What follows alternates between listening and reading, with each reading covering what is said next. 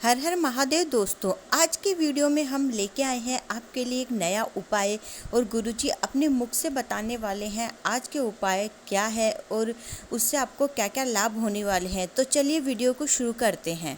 और कहते हैं ये सती माता ने यही एकादशी के दिन से जो व्रत साधना करना प्रारंभ करी थी वो सुख देने वाली थी। निवेदन है आपसे भी,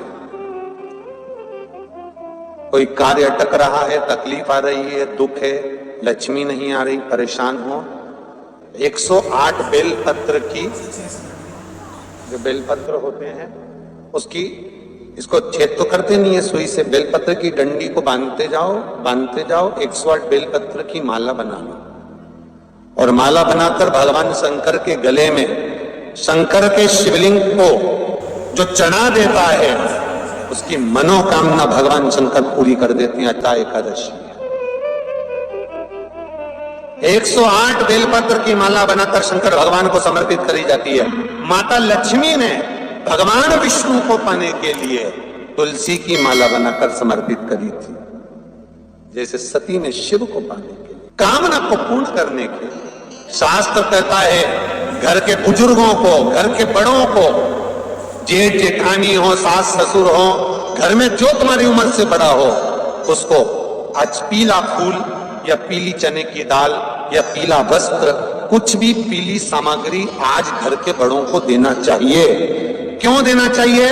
तो शिव महापुराण की कथा कहती है कि जो शुक्ल पक्षी की एकादशी के दिन पीली वस्तु का दान दे देता है, घर के किसी ब्राह्मण को देने नहीं जाना, किसी मंदिर में देने नहीं जाना, आपके ही घर में, आपके ही घर के बड़ों को किसी भी पीली चीज का दान कर सकते। फूल हो, मिठाई हो, कोई अनाज हो, कोई वस्त्र हो, पीली वस्तु का दान दे दे। क्यों होगा? क्या होगा उससे?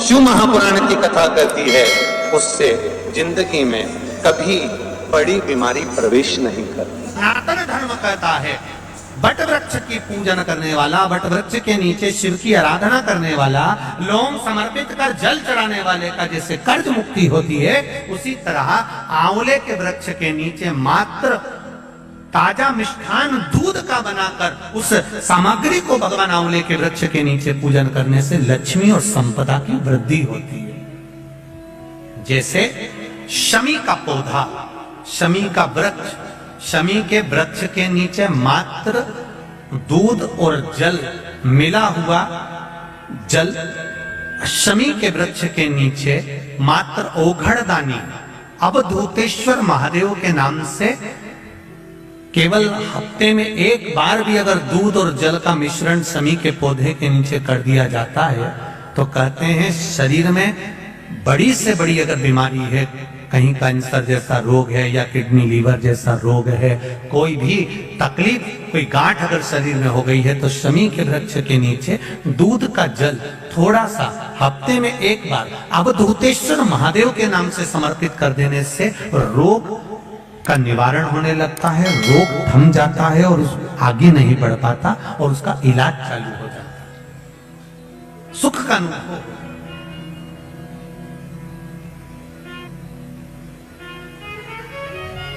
बस एक बात का स्मरण रहे, आप आंवले के वृक्ष के नीचे अगर कोई भोग लगाया गया है पा सकते हैं, पीपल के वृक्ष के नीचे कोई भोग लगाया है पा सकते हैं, बट वृक्ष के नीचे कोई भोग लगाया गया है पा सकते हैं।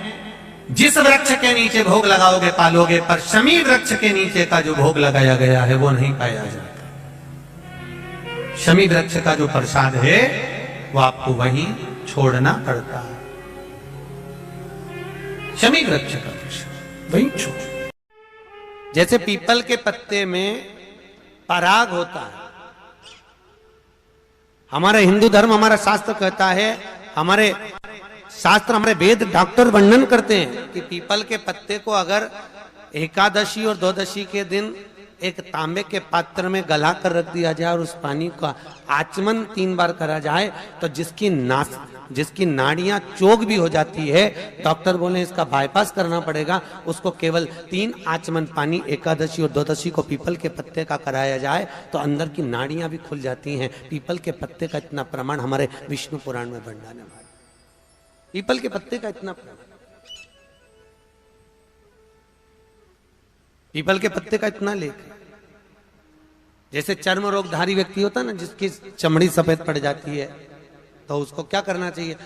केवल हिंदू धर्म में केवल एक पीपल का वृक्ष है जिसका पराग झड़ता है, और वो रात्रि को लगभग 10 बजे से 12 बजे के भीतर, 9 बजे से 12 बजे के भीतर पीपल के पेड़ के पत्ते का पानी झड़ता है, उसके नीचे एक थाली रख देना चाहिए, और उस थाली में पीपल के पेड़ के नीचे रख दो, और उसका पराग जब झड़ जाए वो पानी को बाल्टी में धो लो, और धोने के बाद थाली को उस पानी से 15 दिन, 8 दिन, 20 दिन स्नान करिए, धीरे धीरे चर्म रोग समाप्त हो जाता है। सफेद जो चमड़ी पड़ी वो वापस अपने रंग में आना चालू हो जाती है। कोई डॉक्टर को ही नहीं दिखाना। 2 चीजों को याद रखिए, गौदान और एकादशी। श्रीमद वल्लभाचार्य जी ने मायावत का खंडन करा था जगन्नाथपुरी में, और श्रीमद वल्लभाचार्य जी ने कहा था एकादशी मरने के बाद मत दो, एकादशी जीते जी दो। कहा था कि नहीं कहा था? जीते जी दान करिए। इसलिए जगदीश में, जगन्नाथपुरी में एकादशी उल्टी लटकी हुई है। करें आपने दर्शन? जगदीश में एकादशी को उल्टा लटकाया, क्यों? क्योंकि वल्लभ ने कहा कि एकादशी जीते जी दो। कई पंडितों कहते हैं तुम्हारे दादाजी मर गए, जब 12वें का दिन होता है ना, तो पंडित जी संकल्प छुड़ाते हैं, दो एकादशी। बड़े बेटे ने 5 दे दी, छोटी बहू ने 3 दे दी, उसने 2 दे दी, उसने 2 दे दी, तो क्या तुम्हारे दादाजी भिखारी थे जो तुम्हारी एकादशियां लेकर जाएंगे? और तुम कौन होते हो दादाजी को एकादशी देने वाले? तुमने कौन सा इतने पुण्य कर लिए जो तुमने एकादशी दे दी? एकादशी के दान की महत्वता श्रीमद वल्लभाचार्य जी ने कहा कि कोई व्यक्ति अगर खटिया पर सड़ रहा है, पलंग पर तड़प रहा है, हॉस्पिटल में पड़ा हुआ है, तो निवेदन है कि उसको देखने जाओ तो अपनी करी हुई एकादशी में से 2 एकादशी का दान उसको तुरंत दे दो। क्यों? तो जिससे उसको मोक्ष मिल जाए, मरने के बाद नहीं। क्योंकि मरने के बाद तो वो 10वें के दिन, गरुड़ पुराण में लिखा है 10 दिन तक जीवात्मा घर की अटारी पे रहती है। कितने दिन? 10 दिन। 10 दिन के बाद जीवात्मा चली जाती है। कहां जाती है? उसको जहां जाना है। 3 दिन में उसको भोग भोगना पड़ता है जीवात्मा को। 3 दिन नरक का भोग भोगती है, उसके बाद स्वर्ग का भोग भोगती है। 18 दिन में ये प्रोसेस पूरी हो जाती है। कितने दिन? 18 दिन। 18 दिन के बाद में उस जीवात्मा को धान के खेत में पटका जाता है। किसके खेत में? धान के, चावल के खेत में। इसलिए कहते हैं एकादशी के दिन चावल मत खाओ। कहते कि नहीं कहते? और क्या कहते हैं? द्वादशी के दिन चावल खाना जरूरी है।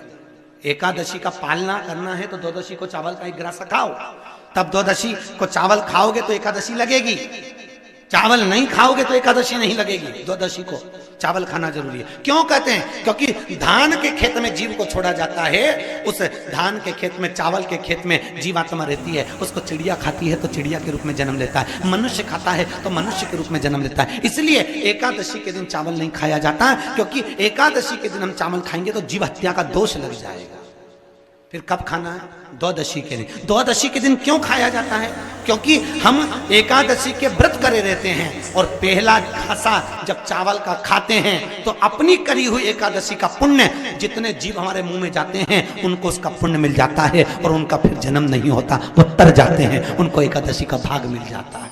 इसलिए कहते हैं एकादशी को चावल मत खाओ, पर द्वादशी को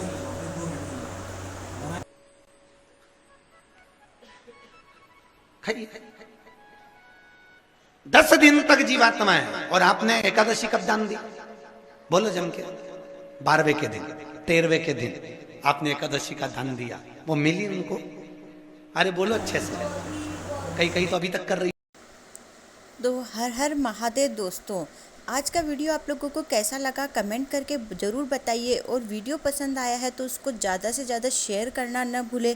और ऐसे ही गुरुजी के उपाय यदि आप देखना पसंद करते हैं तो कमेंट करके बताइए, हम आपके लिए और नए नए उपाय लेके आएंगे, जिससे आपके जीवन की दुख परेशानियां दूर होती नज़र आएगी, और आपके जीवन के सब संकट दूर हो जाएंगे, और आप खुशीपूर्ण जीवन व्यतीत करने लगेंगे।